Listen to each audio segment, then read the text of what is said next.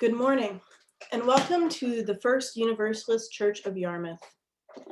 My name is Kai Fast, and I am a member of the Worship Council. I'm so happy to be greeting you this morning. Our service today will be a little different than usual, as we are zooming in from separate locations to best comply with the new mask mandate and safety regulations in Maine. Even though our service won't be live streamed fully from the sanctuary, it is still good to be with you live this morning. Thank you for continuing to support us as we try to maintain our connection to one another this year.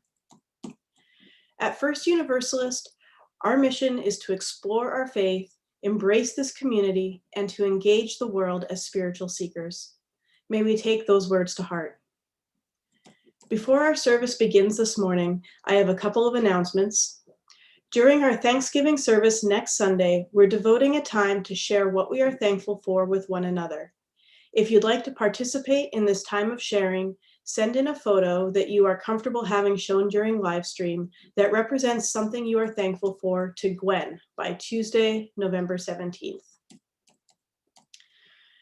During our Zoom coffee hour following our service, our Director of Education and Communication, Gwen Matthews, will be offering a workshop entitled The Expanse of Gender. Join us at 11:30 to deepen your understanding of the components of gender, of transgender identities, and how to create a welcoming, inclusive atmosphere for all. You will find a link to our coffee hour in the email you received this morning with our order of worship. And now I invite you to take a deep breath and settle into this different but still sacred space that we create together each week. Reverend Hillary will now lead us into our worship.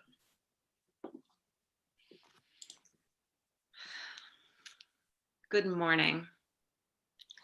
How are you? My name is Reverend Hillary Collins-Gilpatrick, and it's with joy that I say, whoever you are, wherever you're from, whomever you love, whether you're joining us today in your sweatpants or your Sunday best, you're welcome here, and we're glad you're here. And yes, my friends, here is a little different this morning due to the statewide mask mandate that requires all parties and public places to wear masks, no matter our distance from one another. I'm opting to lead our services from home in a quiet corner of my apartment for the time being. In these initial months of my ministry with you, there are only so many barriers, my friends, that I can bear to have between us. Connecting with you all on screen is enough of an obstacle as we get to know and get to trust each other this year. And I'm hesitant to throw a mask that would cover my face and muffle my voice into the mix.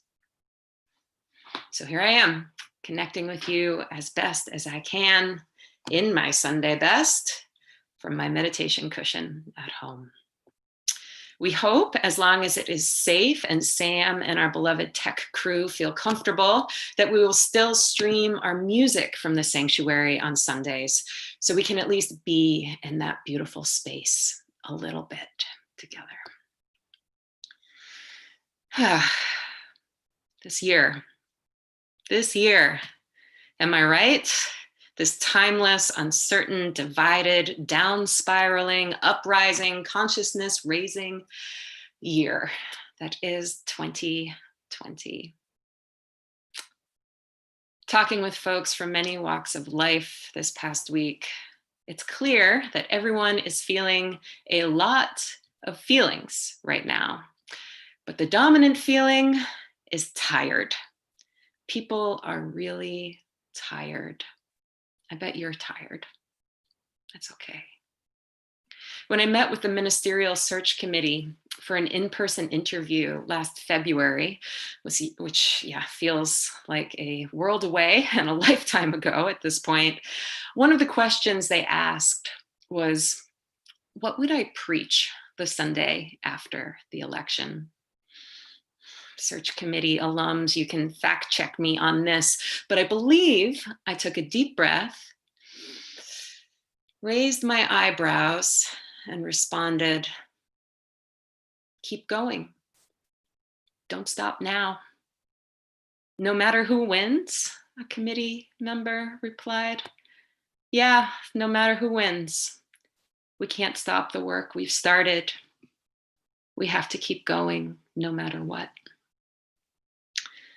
Today, a week out from that post-election sermon, I have to say, my friends, this Sunday was a harder Sunday to preach.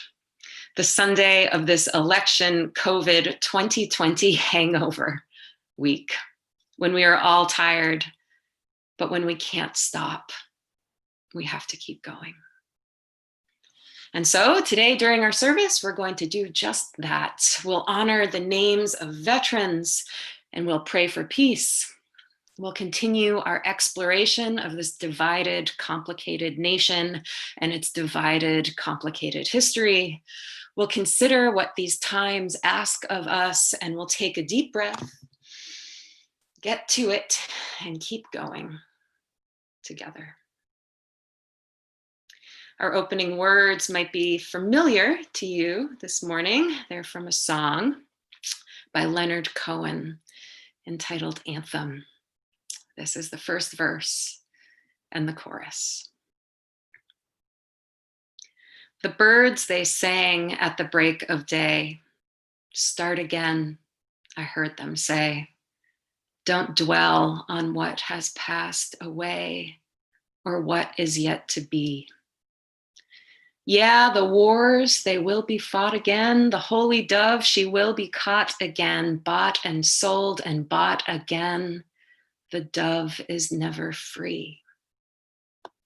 Ring the bells that still can ring. Forget your perfect offering. There is a crack in everything. That's how the light gets in. Letting the light in now. Won't you join me in our chalice lighting words?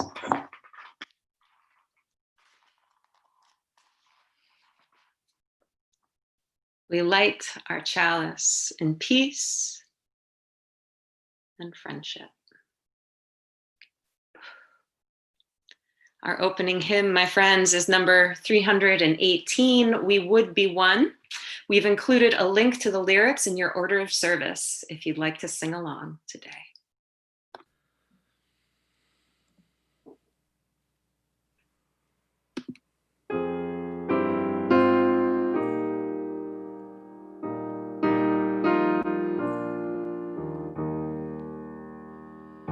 We would be one as now we join in singing our hymn.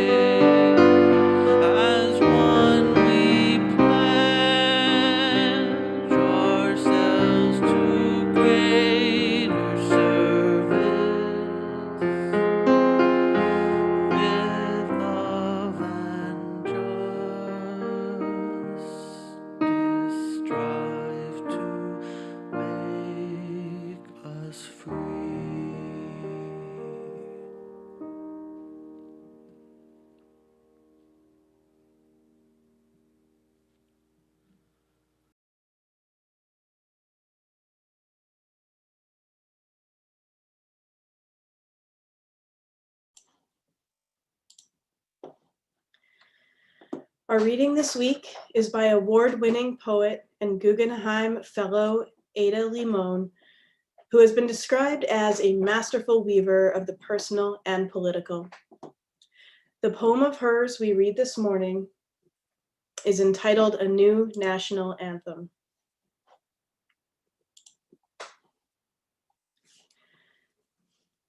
The truth is, I've never cared for the national anthem. If you think about it, it's not a good song. Too high for most of us with the rocket's red glare. And then there are the bombs. Always, always, there's war and bombs. Once I sang it at homecoming and threw even the tenacious high school band off key. But the song didn't mean anything, just a call to the field, something to get through before the pummeling of youth. And what of the stanzas we never sing? The third that mentions no refuge could save the hireling and the slave. Perhaps the truth is, every song of this country has an unsung third stanza, something brutal snaking underneath us as we blindly sing the high notes, with a beer sloshing in the stands, hoping our team wins. Don't get me wrong, I do like the flag, how it undulates in the wind like water, elemental, and best when it's humbled, brought to its knees, clung to by someone who has lost everything.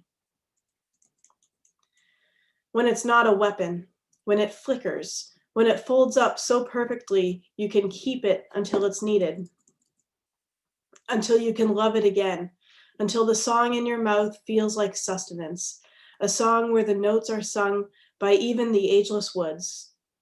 The short grass plains, the red river gorge, the fistful of land left unpoisoned, the song that's our birthright, that's sung in silence when it's too hard to go on. That sounds like someone's rough fingers weaving into another's. That sounds like a match being lit in an endless cave. The song that says, my bones are your bones, and your bones are my bones. And isn't that enough?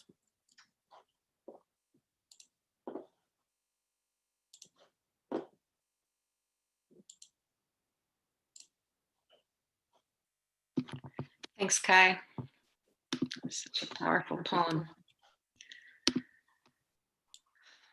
We now come to a time in our service that we set aside for silent prayer and contemplation. In honor of Veterans Day or Armistice Day this past Wednesday, November 11th, I invite you during this time to offer a prayer of gratitude for those who served, a prayer of courage for those who continue to serve, and a prayer of comfort and healing for all affected by the pain and devastation of war. Today, with pride, with awe, with grief, with love, we lift up the names of those close to us who have served or are in active duty in the Air Force, Army, Navy, Coast Guard, and Marines. These names belong to those who served in World War I, World War II, Korea, Vietnam, Iraq, Afghanistan, and were stationed on active duty across the world. These are the names of loved ones in our community. Please be still and present with me as we lift up these names, as we give thanks for them, and as we pray for them. Charles Williams, Noah Hales, Charles Claypool, Ramona Marzano, Patricia Claypool, Charles Claypool II, Jack McDonnell, John McDonnell, Paul McDonnell, Beth McDonnell, Wilmer Lease, Paul Hausman, David Gosling, Arthur Frank Gilpatrick, Herman Sherwood White Jr., Herman Nachbar, Fritz Nachbar, Helmut Hausman, Torgier Fadum, Jack Titcomb, John Waller Sr., Ralph Caven, Sean Caven, Willis Reed, Gib McAloney, Neil Conant, Francis Conant, Jerry Myers. In a moment, we'll enter into a time of quiet. I invite you to set down what you're doing and be fully present to this quiet.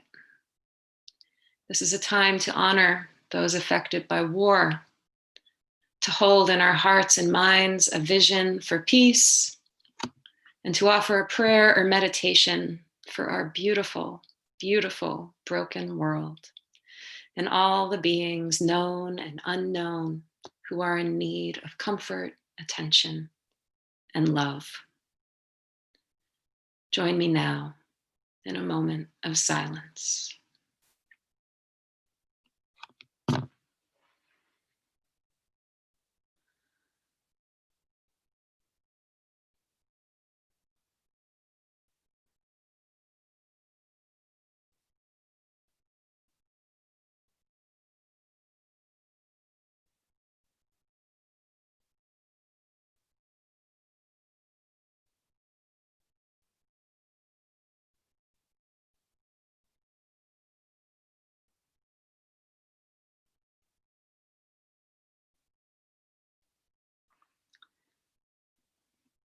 For these names read aloud today, for the names that will forever be unknown, for all that we can express, for all that we hold inside, for all we simply do not have the words to explain. We hear you. We hold you. We wish you joy, comfort, freedom from fear, and the seeds of peace. Amen. Let it be so.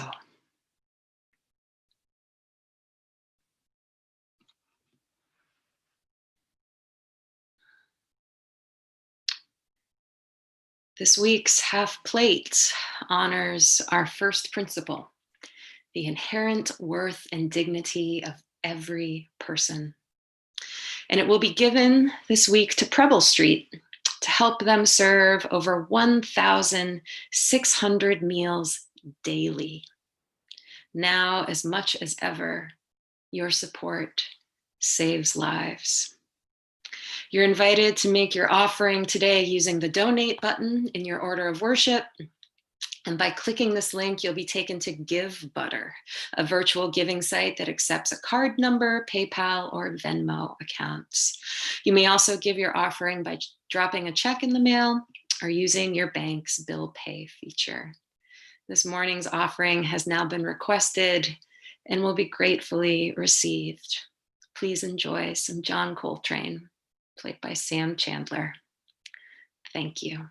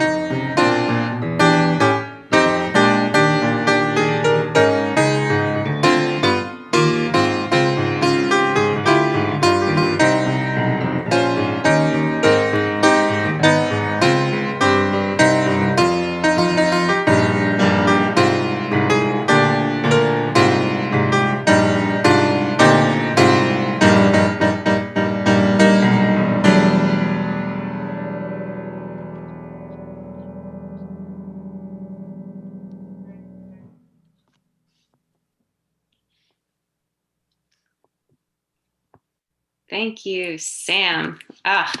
Could listen to that all day. Perfect Sunday morning music, especially as we're all at home drinking our coffee, even me. So good. So weird, but so good. Okay, here we are again, huh? Whew. So I'm gonna tell you a little story today. I'm gonna tell you a bunch of things actually, but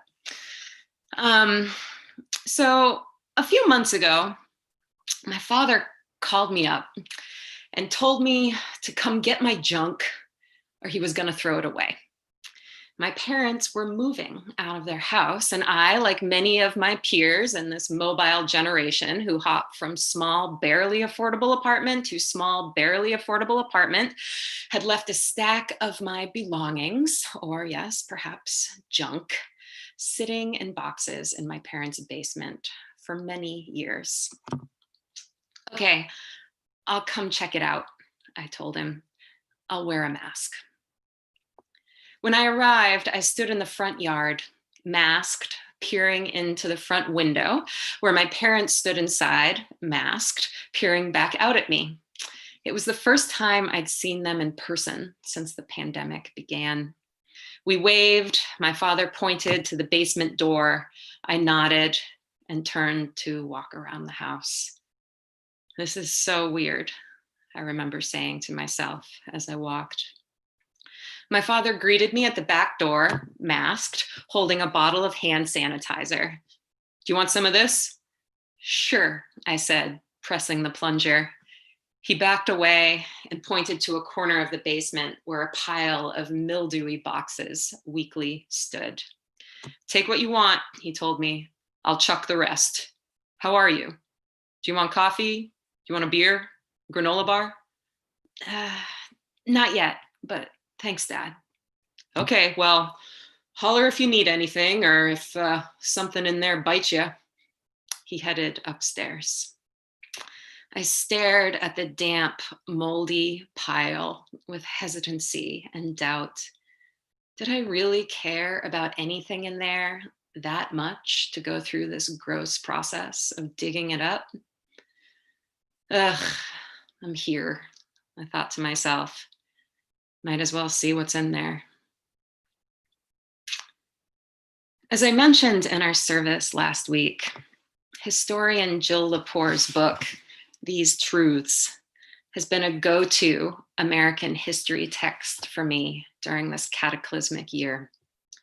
Within the first 100 pages of the sweeping and succinct civic history of the United States, Lepore explains how the beginnings of America were propelled by the concept of quantification, or rather, how to count things and how much things count. These are things like money, land, votes, free men, God-fearing men, white men, enslaved men, women. The founding fathers, if you will, lived in an age of quantification, which began with a new measurement of time. Lepore explains, time used to be a wheel that turned and turned again. During the scientific revolution, though, time became a line. This new use and understanding of time contributed to the idea of progress. If time is a line instead of a circle, things can get better and better instead of forever rising and falling in endless cycles. She continues, the quantification of time led to the quantification of everything else, the counting of people, the measurement of their labor, and the calculation of profit as a function of a benefit of time. America, at least the white Americans at the helm of America back then, liked the idea of forward motion and gain. They did not like the idea of cycling back. I would argue that Lepore's These Truths is the history text we need right now. In the span of 789 pages, the Harvard scholar and New Yorker staff writer covers the majority of climactic civic events occurring in North America between 1492 and 2017, while also managing to pepper in some gut-wrenching and mind-boggling trivia. For instance, did you know that George Washington's teeth rotted out and he had a new set pulled from the mouths of his slaves? Or that during the American Revolution, colonists would topple British monuments and then melt them down and make bullets out of them to shoot at the redcoats? Or how about the fact that Eleanor Roosevelt liked to go flying with Amelia Earhart, who maybe, just maybe, was one of her secret lesbian lovers? Aside from being a page-turning linear tale of American progress, what makes these truths a text for this time is Lepore's commitment to telling the full, messy, non-binary American story. She tells the story of American progress, yes, but not without cycling back again and again and again to the lives of the enslaved Africans who laid the bricks of this country's foundation physically, economically, and politically. Lepore continually circles back to the implications that slavery and the American quantification of race has on the ideals of freedom and independence in America. The past is an inheritance, a gift, a burden, Lepore explains in her introduction. It can't be shirked. You carry it everywhere. The study of history is like looking into one face and seeing behind it another face and another face. Face after face after face. In a workshop on anti-racism at the online UUA General Assembly this summer, Jill Novensky, the director of religious education at the Community Church of New York City, said something that has stuck with me. She described this time in our country as a liquefied moment. A liquefied moment. A time when all the boundaries, rules, and histories that we once held as true, good, or beyond our control have melted and become malleable. You could say time, progress, what counts and what is counted is in a state of flux right now. This is a precious time, Novensky urged us. We need to calm down and just dive in before it rehardens and solidifies. 3 hours into digging through the boxes of my history, I had rediscovered old photographs and cringeworthy poetry, college essays, plastic dinosaurs, and most excitingly, my collection of CDs. Pulling the ones with the fewest scratches, I piled Nirvana, the Cranberries, Alanis Morissette, and half a dozen others on top of my box of things that counted. Okay, I think I'm good, I said to my parents as we all stood masked and distant from one another in the kitchen. Well, okay, thank you, my father replied, sliding a granola bar across the counter towards me. Well, thanks for not just throwing it all away, Dad. We had that strange moment we all know so well now of wanting to give each other a hug, but instead we held up our arms and squeezed the air. I felt sad about it and held out my hand to my mother. We touched fingers. I picked up my box of history and headed to my car, eyeing the CDs and deciding which one I'd play first on my ride home. I chose an old favorite from my guitar lessons period, Jimi Hendrix's greatest hits. Air soloing along to Voodoo Child and Crosstown Traffic, I made my way north through the mountains and the valleys of New Hampshire to where I was living at the time. While listening to the compilation, I realized that while I'd spent a lot of time listening to Jimi Hendrix and watching clips of him playing his Stratocaster with his teeth, I hadn't spent that much time actually learning about who he was. I knew that Jimi Hendrix as a child, carried around a broom everywhere with him, pretending it was a guitar. I knew he was a veteran paratrooper. I knew that his band, The Experience, was all white dudes. And I knew he died at 27 from an overdose. What of Jimi Hendrix and Malcolm X, MLK, or civil rights, though? What of Jimmy and religion? What of Jimmy as a Black person, a Black veteran, even playing to a mostly white draft dodging crowd in 1960s America? What of the actual Jimi Hendrix experience? Surprisingly, or perhaps unsurprisingly, if you Google Jimi Hendrix civil rights or Jimi Hendrix racism, very little comes up, aside from a handful of stories by white people about how he transcended race. I did manage to find a brief summary of a concert Hendrix held in Harlem a couple days after Woodstock for my people, as he put it. The concert was a total failure. He was struck by bottles and eggs and booed off the stage. By a number of accounts, the Black community was known to consider Jimi Hendrix as a musical Uncle Tom, while the white community considered him a musical genius who just happened to be Black. I read that Hendrix fell into a depression following the assassination of Martin Luther King. He played a memorial concert to King in the days that followed his murder. Videos and written summaries can be found of this concert, but no artist statements exist beside that from Joni Mitchell. Beyond his whitewashed legacy, who was Jimi Hendrix? What face is behind his? What have we inherited him along with his blues from Mars, as rock's critics put it? The concluding track on the Best Of album was Jimmy's Star Spangled Banner. Admittedly, I used to stop the CD when it started to play. It wasn't one of my favorites as a teen, but I left it playing while I drove this time, curious what I'd think of it now. His version starts straightforward enough. You could pretty much sing along to it if you felt inclined.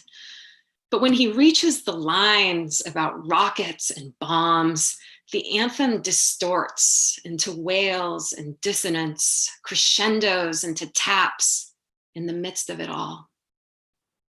My eyes glazed with tears while listening. I've listened to it numerous times since that ride home, and they glaze every time the wailing begins. Jimi Hendrix's national anthem is considered an anti-war protest.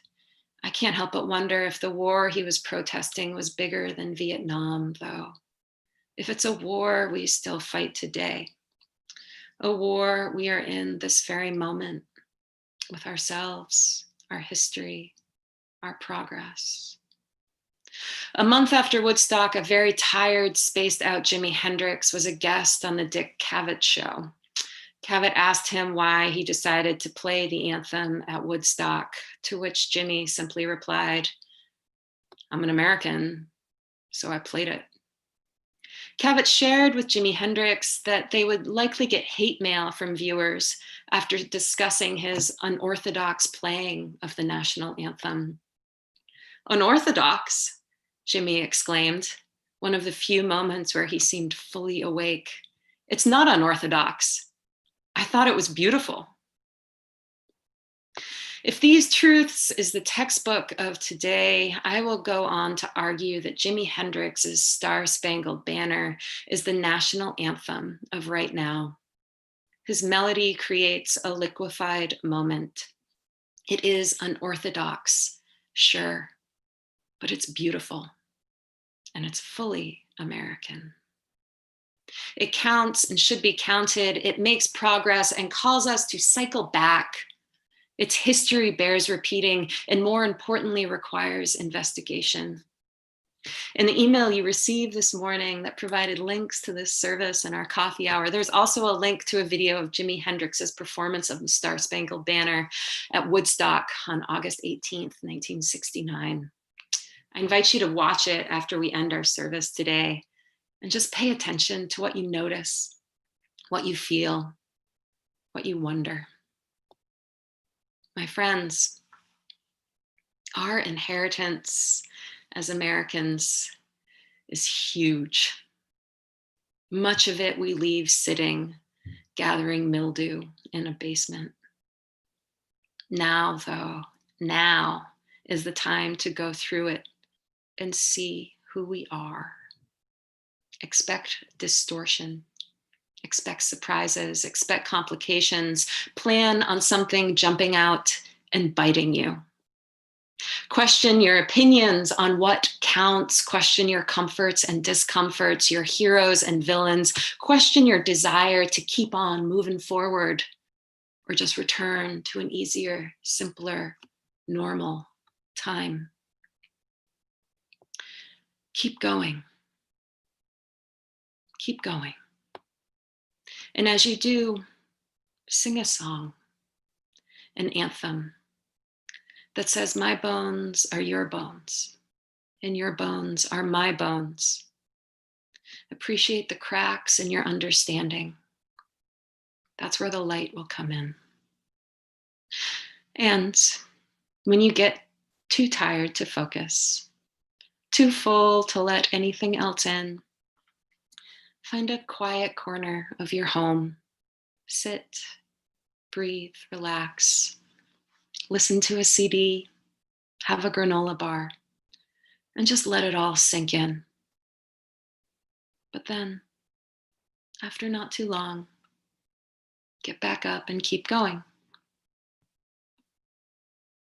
My friends, you are good. You're good. I bless your exhaustion. It's a sign that you're paying attention, a sign that you are a caring, feeling being. I bless your bewilderment about what to do next, about what you're supposed to do. It's a sign that you've taken this moment in and you are processing this radical call to keep going. I bless the mildewing boxes in your basement that are just waiting to be opened up, honored, and investigated with the new perspectives that this liquefied time bestows upon us. And my friends, I pray for your resilience in the face of the exhaustion, the bewilderment, and the mildew. I pray that as we keep going, the light always keeps coming in. Amen. And let it be so. Our closing hymn is a favorite of many of yours, I know. Number 95, There is More Love Somewhere.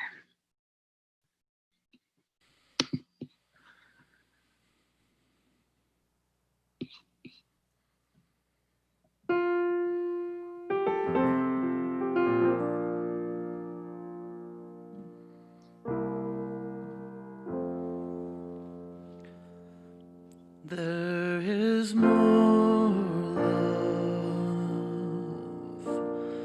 somewhere.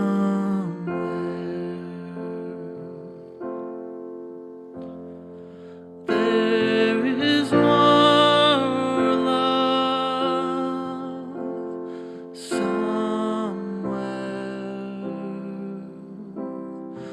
I'm gonna keep on till I find it. There is more love somewhere.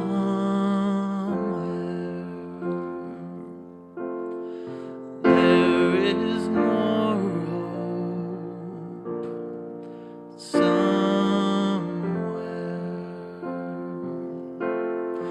There is more hope somewhere. I'm gonna keep on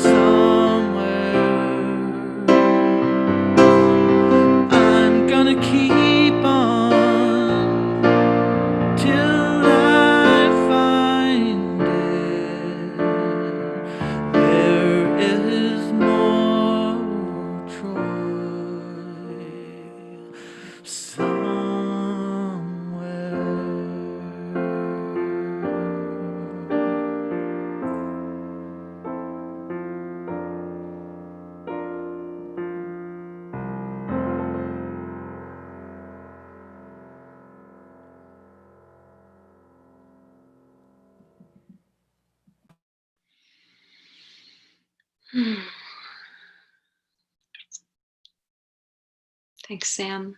Thanks, Kai. Thanks, Pete. Thank you all for joining us, bearing with us on another weird but wonderful Sunday morning. Would you join me in prayer? May all beings be free of suffering and the causes of suffering. May all beings experience profound joy and the causes of profound joy.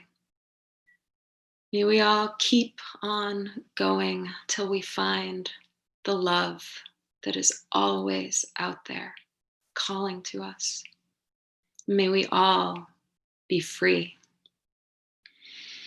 Our service has ended, my friends. I invite you to go rock out with a little Jimi Hendrix as an interlude to our coffee hour, and do join us for some time of fellowship in a few minutes. Take care, and we'll see you next Sunday.